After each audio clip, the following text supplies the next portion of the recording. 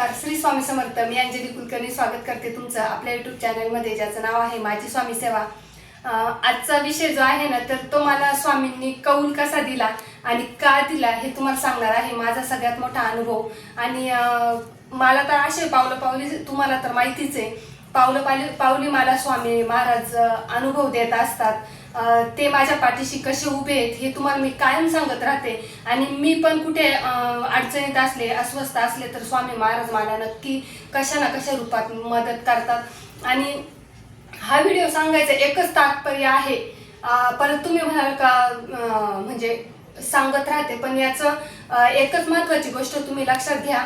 प्रत्येक स्वामी भक्तांना अडचणी येतात, संघर्षातून जावं लागतं, कधी अपमान होतो, पण खचून न जाता कोणत्या ना कोणत्या रूपात स्वामी आपल्याला मदत करतात.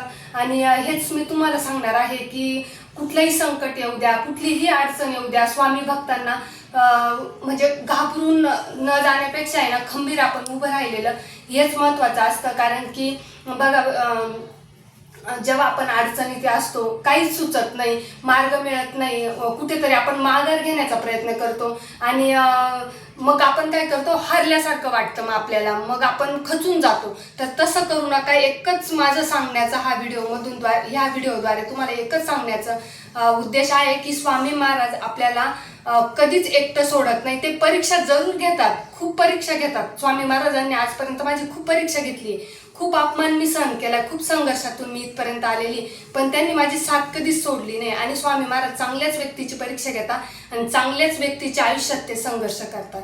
संघर्ष चांगल्याच व्यक्तीला देतात. म्हणून घाबरून जायचं नाही. स्वामी भक्तांनी आपल्या कामाशी प्रामाणिक राहायचं, एकनिष्ठ राहायचं. नक्कीच स्वामी माऊली आपल्याला आधार देत असतात, हात धरत असतात आणि कुठेतरी मायेचा हात आपल्यावर फिरवत असतात. हेच मला तुम्हाला सांगायचं आहे. इतका मोठा कौल मला आज म्हणजे काल दिलेला आहे आणि आज मी लगेच तुमच्यापर्यंत हा व्हिडिओ पण तुम्हाला सांगणार आहे, व्हिडिओद्वारे तुम्हाला सांगणार आहे की स्वामींनी कसा कौल दिला आणि का दिला, मी कोणता निर्णय घेतला. तर स्वामींनी मला लगेच 1 ते 1.5 तासामध्येच हा कौल दिलेला आहे. व्हिडिओ करण्याचं म्हणजे बघा, आता मी एक व्हिडिओ केला होता की मी 40 दिवसाची सेवा कोणती केलेली आहे. तो व्हिडिओ मी 2 दिवसापूर्वी केलेला आहे आणि त्याला खरंच वाईट वाटतं. एक लेडीजला कमेंट करते. माझे व्हिडिओ जेंट्स सुद्धा बघतात, पण आजपर्यंत जेंट्सनी कधीच वाईट कमेंट केली नाही. प्रत्येक दादा श्री स्वामी समर्थ असेच कमेंट करतात, स्वामी आई. आणि मी तो व्हिडिओ केलेला आहे. आणि बघा, स्वामी सेवेकरी जी पण काही सेवा करतो ना, तर ती शेअर करतो, ती कधीच गुपचूप ठेवत नाही.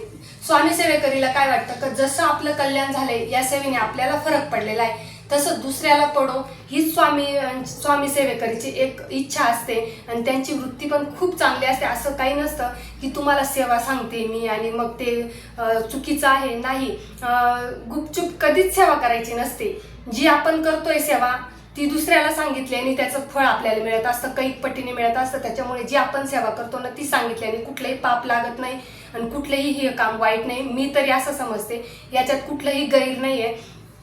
तर असाच तो व्हिडिओ मी शेअर केलेला आहे की मी कशी सेवा करते, कोणती सेवा करते. आणि त्याला मला व्ह्यूज पण भरपूर आले, भरपूर लोकांनी तो व्हिडिओ बघितला. आणि एकाच ताईंची कमेंट आली मला की स्वामी महाराज पण नाही, स्वामी समर्थांचा बाजार मांडलाय आणि काय सेवा करायची ना तर गुपचूप करा, लोकांना कशाला दाखवताय.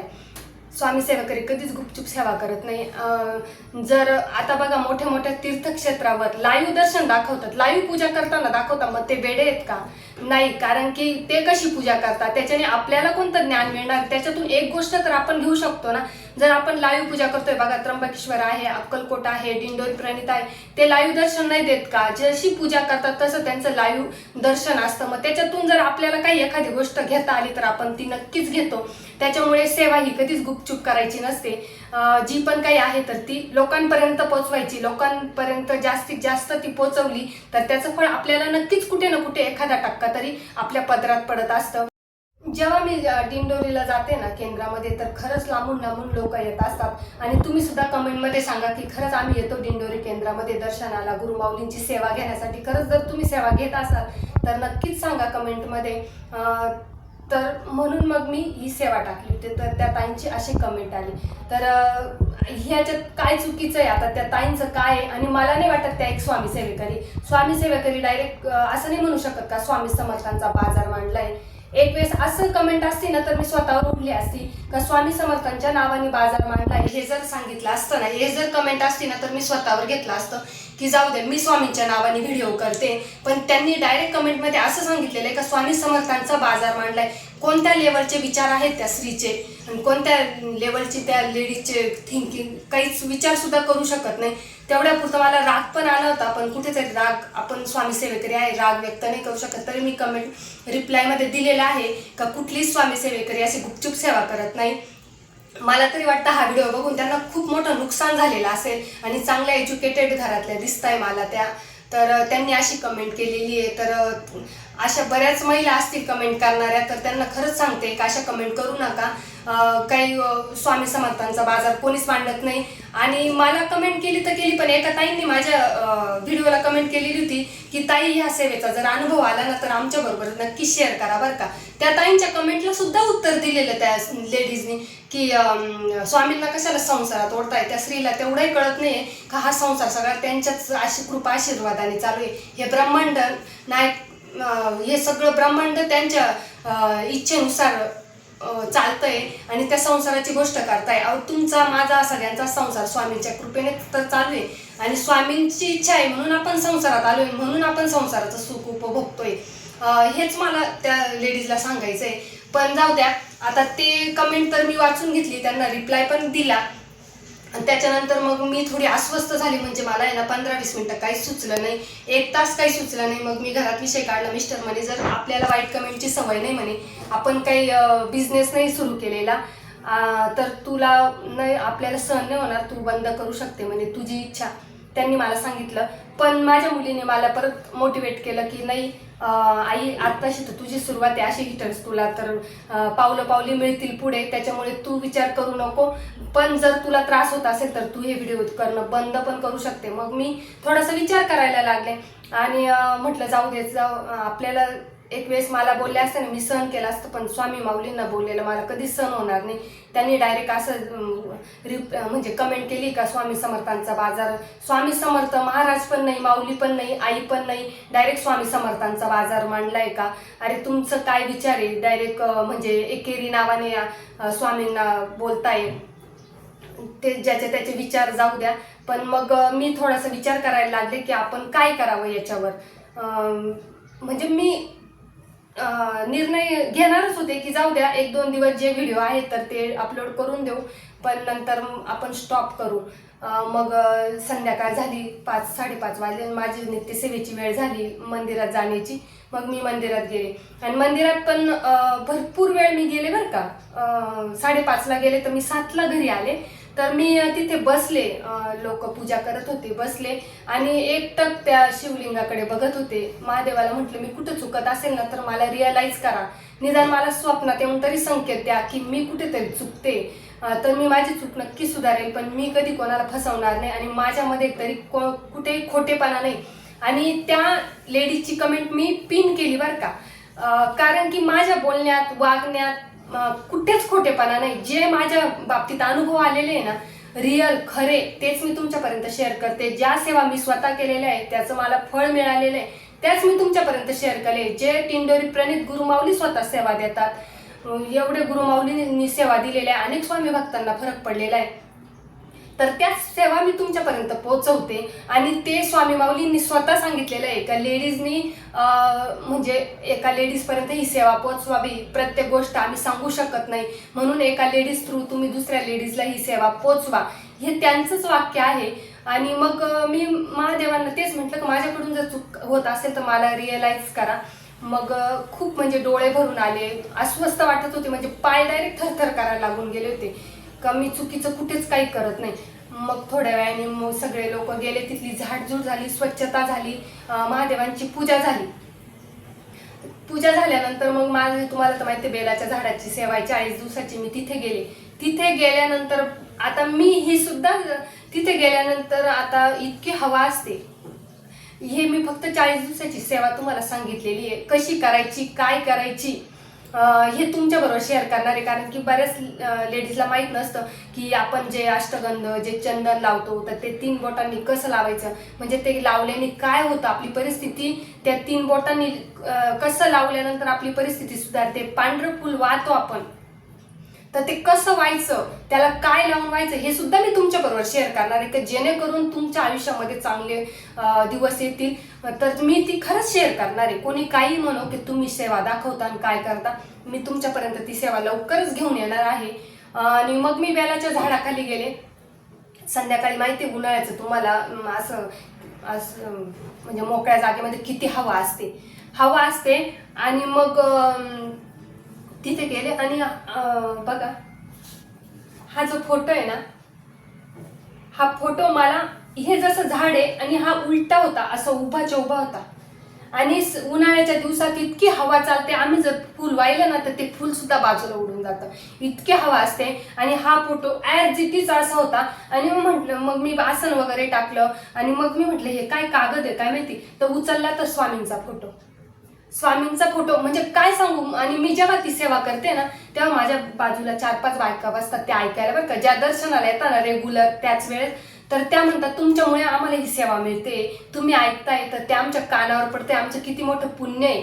इतक्या त्या म्हणजे बायका असं मी जर वाचायला बसले ना तर त्यांची पूजा, मंदिरातली पूजा घाई करून त्या लगेच ऐकायला बसतात. आणि मी पण थांबते त्यांची पूजा होईपर्यंत. थोडा आपल्याला वेळ लागला तर चालेल, पण आपल्यामुळे 2 गोष्टी दुसऱ्यांच्या कानावर पडतात, कधी पण चांगलं असतं.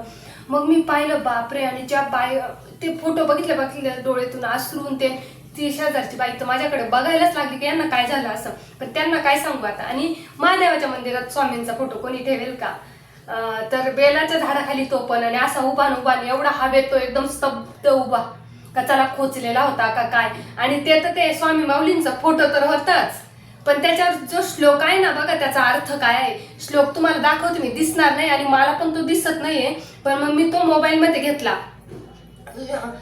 तो श्लोक बघा, आता हा गीतेमधला सगळ्यात म्हणजे महत्वाचा श्लोक आहे.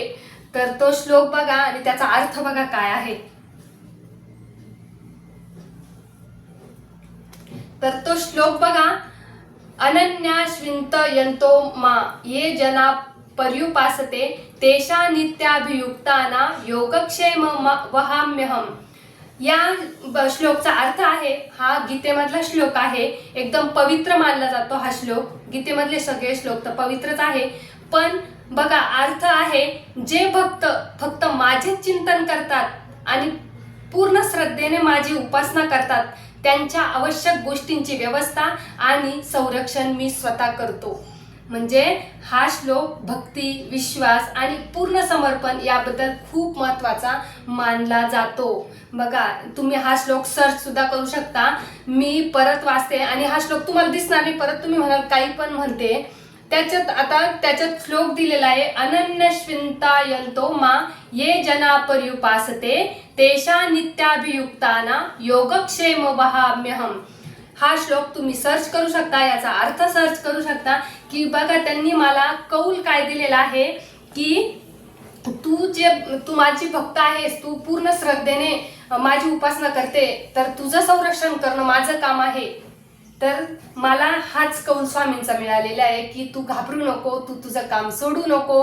म्हणजे मनात मी महादेवांना म्हटले होते का महादेव माझं चुकलं असेल तर मला माफ करा, पण जर माझं म्हणजे खरंच मी चुकीचं लोकांना जर चुकीचं सांगत असेल, खोटं सांगत असेल, तर मला स्वप्नात तरी एक संकेत द्या की मी हे सोडून द्यावं. पण सोडून द्यायचा विचार आला आणि मला स्वामींनी हा कौल दिलेला आहे. याची मी फ्रेम करून देवाऱ्यात ठेवणार आहे. मी सकाळीच मिस्टरांना सांगितलं की याची मला फ्रेम करून द्या, की हा कौल काही लोकांना बघणाऱ्यांना छोटासा असेल, पण माझ्यासाठी खूप मोठा कौल आहे. आणि त्याच्यावरचा श्लोक सगळ्यात जास्त आहे का स्वामींनी मला सांगितलंय की तू जर माझी भक्ती श्रद्धेने करते, खूप मनापासून करते ना, तर तुझं संरक्षण करणं माझं काम आहे. तर परत तुला ज्या पण गोष्टीची आवश्यकता आहे तर त्याचं पूर्ण करण्याचं काम माझ्याकडे आहे. तर म्हणजे हा अनुभव बघा तुम्ही, आता स्वामींसमोर बसलाय, कोणी खोटं नाही बोलणार आहे. आता बघणाऱ्याला खोटं वाटतं का खरं वाटतं ते त्याचे इच्छेचं कारण आहे आणि त्याची विचारसरणी तशी असेल. तर मला सांगण्याचा उद्देश हाच आहे माझ्या बायोमध्ये पण मी सांगितलेलं आहे. जे पण मला अनुभव येतील तर ते मी तुमच्याबरोबर शेअर करेल. तसाच हा अनुभव मला एकदम इन्स्टंट आलाय. मी व्हिडिओ बंद करण्याचा विचार केला आणि स्वामींनी मला कौल दिला की काही करायचं नाहीये, तुला जे पाहिजे ना ते मी देण्याचं काम करतोय, तुझं संरक्षण मी करणार आहे, तर याला त्याला घाबरायचं नाही. आणि मी खरंच नाही निगेटिव्ह कमेंटला अजिबात नाही घाबरत, कारण की आपण जे काही बोलतोय ते रियालिटी आहे. त्याच्यात खोटं काहीच नाहीये, फेक काहीच नाहीये. जे काही आहे ते खरेपणा आहे आणि जो माझ्या बाबतीत अनुभव येतो तर तेच मी तुम्हाला सांगत असते. आणि तुम्हाला पण मला हाच सांगायचा उद्देश आहे की असे अनेक अडथळे आपल्या आयुष्यामध्ये येत असतात, पण घाबरून जायचं नाही. स्वामी नक्की एक ना एक दिवस आपला आधार बनून आपला हात पकडतील. ते आपला हात कधीच सोडणार नाहीये. आणि मंदिरातून आल्यानंतर बघा एक दीड तास झालेला होता. मी ती कमेंट जी आहे ती पिन केलेली होती, तर 1 तासाच्या आत त्या लेडीजने ती कमेंट सुद्धा डिलीट केलेली होती. तर त्या लेडीजला काहीतरी वाटलं असेल, मग आपणच चुकीचं बोललेलो आहे. तर म्हणून तुम्हाला सांगते का जी पण तुम्ही सेवा कराल ना तर ती मनापासून करा, श्रद्धेने करा, भाव ठेवून करा, विश्वास ठेवून करा. अतूट विश्वास जर आपल्या स्वामींवर असेल ना तर आपला केसालाही धक्का लागणार नाही. इतकं स्वामी महाराज आपलं संरक्षण करतात. आणि मग मी परत नव्याने उभारी आली मला की नाही, अरे हे छोटे मोठे स्वामी महाराज जर माझ्या आयुष्यात आहे, इतकं भव्य दिव्य जर शक्ती माझ्या पाठीशी आहे, तर मी अशा लोकांना घाबरणार नाही. आणि परत उभारी आली मला. आणि परत मुलीला म्हटलं की माऊ मला आता परत व्हिडिओ करायचे. आणि माझ्या घरचे एकदम सपोर्टिव्ह आहे. जरी मिस्टर मला बोलले होते की बंद करून टाक, कारण की त्यांना माहिती ही विचार करत राहते आणि विचार केला की आपलंही मन कुठंतरी डिस्टर्ब होऊन जातं. त्याच्यामुळे घरचे पण बोलले ते तुला जर नसेल वाईट कमेंटची सवय ना, म्हणजे सहन होत नसेल तर बंद करून टाक. पण मला वाईट कमेंट 1-2 आल्या होत्या की तुम्ही खूप म्हणजे 10 मिनिटाचा व्हिडिओ तरी त्यांना खूप वाटायचा, तरी ते मी नाही काही मनावर धरलं. पण स्वामी महाराजांना बोललं ना तर मला ते सहन नाही होत. म्हणून मी कुठेतरी म्हटलं स्वामी माऊली तुमच्याबद्दल ही कमेंट आहे तर मी नक्कीच काहीतरी विचार करेल, तुम्ही मार्ग दाखवा. आणि तो तर झालाच. मी घरी आले परत, मग मला खूप असं जोश आला, असं नाही का, खूप उभारी आली का नाही आता तर बंदच करायचं नाही. आता कोणी किती कमेंट करो काही करो, पण जे चांगले लोक आहेत ना तुम्ही माझ्या बरोबर, बस तुमच्यासाठीच मी हे जे आहे सेवा तर ते चालू ठेवणार आहे. ते कधीच बंद करणार नाही. फक्त तुमच्यासारखे चांगले लोक माझ्या आयुष्यात आले आणि माझी एक नव्याने ओळख झालेली आहे स्वामी माऊलींमुळे, तर ती मी कंटिन्यू करणार आहे. कुठेही व्हिडिओ बंद करणार नाही. आणि ज्या लेडीजला माझे व्हिडिओ आवडत नसतील तर त्यांनी स्किप करावे, पण वाईट कमेंट करून म्हणजे दुसऱ्याला डिमोटिवेट करू नका. कारण की मला करताय तर तुम्ही 4 जणांना नक्कीच करत असाल, हे तुमचे विचार लगेच कळतात. कारण की बघा ह्या लेडीजचे कामं काय राहतात की व्हिडिओ बघतात आणि पूर्ण बघतात, वॉच टाइम वाढवतात, सगळं व्ह्यूज वाढवतात, पण जाताना कुठेतरी एक वाईट कमेंट टाकून जातात. ही एखाद्या लेडीजची सवय असते. असो, ज्याचे त्याचे विचार. मंदिरातून तर आले आणि रात्री सुद्धा मला लगेच स्वप्न पडलं. म्हणजे रात्री सुद्धा स्वप्न पडलं, महादेवाचं पडलं ते, की एका लेडीजला मी लग्न जुळण्याबद्दल उपाय सांगते.